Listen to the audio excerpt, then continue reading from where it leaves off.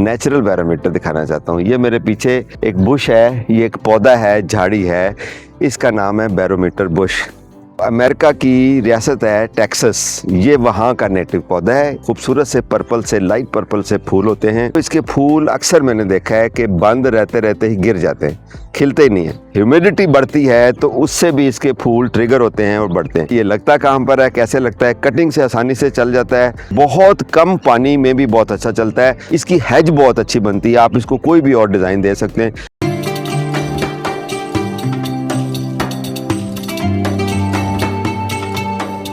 अस्सलाम वालेकुम दोस्तों, मैं हूं आपका जावेद इकबाल। आज अप्रैल का पहला दिन है 2026 और इस वक्त फ़िज़ा में जो बादल आए हुए हैं उसके साथ एक और स्पेशल चीज़ मैं हाईलाइट करना चाहता हूं। वो ये है कि जो ह्यूमिडिटी है, जो नमी का तनासब है, वो है 72%। ये मैंने आपको क्यों कहा, अगली पूरी वीडियो में हम इसी पे बात करेंगे। बैरोमीटर का आपने नाम सुना होगा। बैरोमीटर एक ऐसा आला होता है जिसको महकमा मौसमियात वाले इस्तेमाल करते हैं ये देखने के लिए कि आगे बारिश होगी या फेयर वेदर होगा।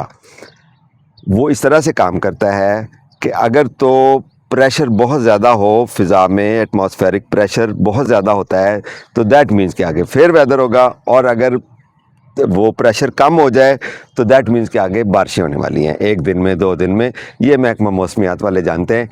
मज़ीद ये कैसे कैसे टेक्निकली ये परफॉर्म करता है या ऑपरेट करता है, हम इसमें नहीं जाते। आपको मैं आज एक नेचुरल बैरोमीटर दिखाना चाहता हूँ। ये मेरे पीछे एक बुश है, ये एक पौधा है, झाड़ी है, इसका नाम है बैरोमीटर बुश। बेसिकली इसका जो कॉमन नेम है वो है टेक्सास सेज।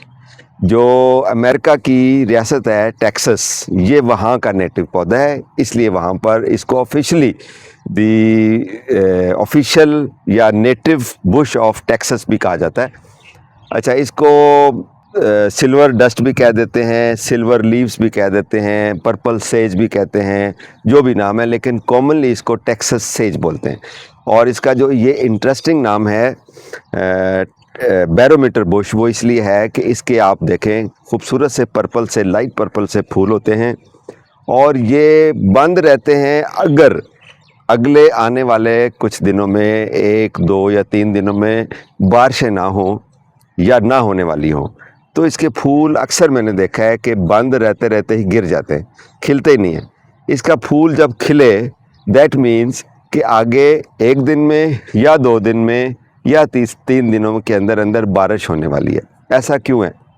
बड़ी सिंपल सी लॉजिक है, और वो ये कि जब फ़िज़ा में, जिस तरह बैरोमीटर का बताया कि जब फ़िज़ा में एटमॉस्फेरिक प्रेशर कम होता है तो उस वक्त वो ये बताता है कि अगर रेन होने वाली है। तो जब एटमॉस्फेरिक प्रेशर कम होगा तो इसके फूल ट्रिगर होके खुल जाते हैं या खिल जाते हैं।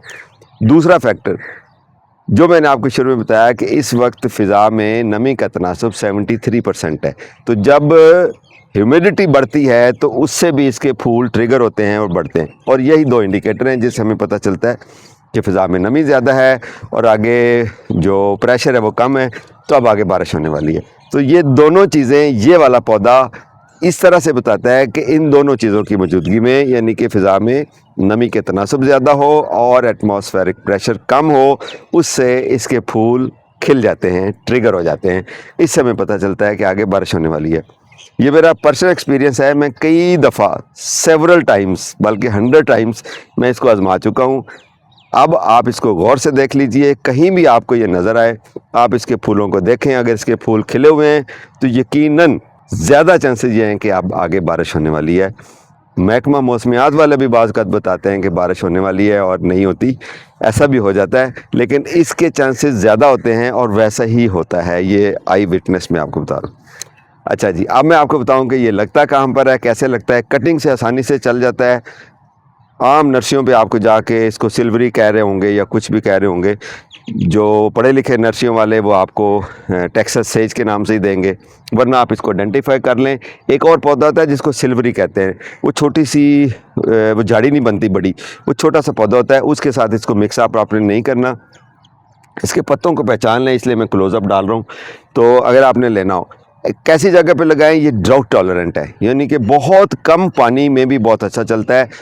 ऐसी जगह जो रेतली है वहाँ पर ये बहुत अच्छा चलता है। ग्रीन बेल्ट्स के ऊपर बहुत अच्छा चलता है। कई जगह पे मैंने बहुत बड़ी बड़ी ग्रीन बेल्ट्स के ऊपर इसकी हैज बनी हुई देखी है। इसकी हैज बहुत अच्छी बनती है। आप इसको कोई भी और डिज़ाइन दे सकते हैं, बहुत खूबसूरती के साथ आप इसको लगा सकते हैं। इसके अपने पत्ते बहुत खूबसूरत है और जब फूल मॉनसून में इसके बहुत ज़्यादा फूल खिलते हैं, पूरी गर्मियाँ इसके फूल खिलते हैं, प्लस ख़ज़ां में इसके फूल खिलते हैं। तो अगर आप उन दिनों में देखें जब बारिशें बहुत ज़्यादा होने वाली होती हैं तो इसके ऊपर इतने फूल आते हैं कि पत्ते जो हैं वो कम रह जाते हैं और फूल इसके ऊपर बहुत ज़्यादा हो जाते हैं। ड्राउट टॉलरेंट है, यानी कि बहुत कम पानी में चलता है, केयर फ्री है, कटिंग से आसानी से चल जाता है। आप इसको सेफ प्लांट है, घर में लगाएं, देखने में अच्छा है। एज ए हैज आप इसको कर सकते हैं, एज ए बुश बना सकते हैं, इसको गोल बाल बनाएं, इसको कटिंग करें, इसकी जो मर्ज़ी करें। ये बहुत ज़बरदस्त किस्म का एक हैज टाइप भी पौधा है और गमले के अंदर भी आप लगा सकते हैं। अगर आप इसको अच्छे तरीके से कटिंग शटिंग करें तो बड़ी खूबसूरत लड़ियाँ फूलों की ये बनाएगा जब इसको अच्छा मॉल मिलेगा। तो नाम आपने याद रखना है, बैरोमीटर बुश या टेक्सास सेज, या आप इसको सिल्वर लीफ भी कहते हैं या पर्पल सेज भी कहते हैं। तो इस खूबसूरत से पौधे को आप घर में लगाइए और आइंदा आपको इसका नाम और इसकी खसूसियात भी बताऊंगी। अपना ख्याल रखिए, खुश रहिए, महकते रहिए, चहकते रहिए। Happy gardening.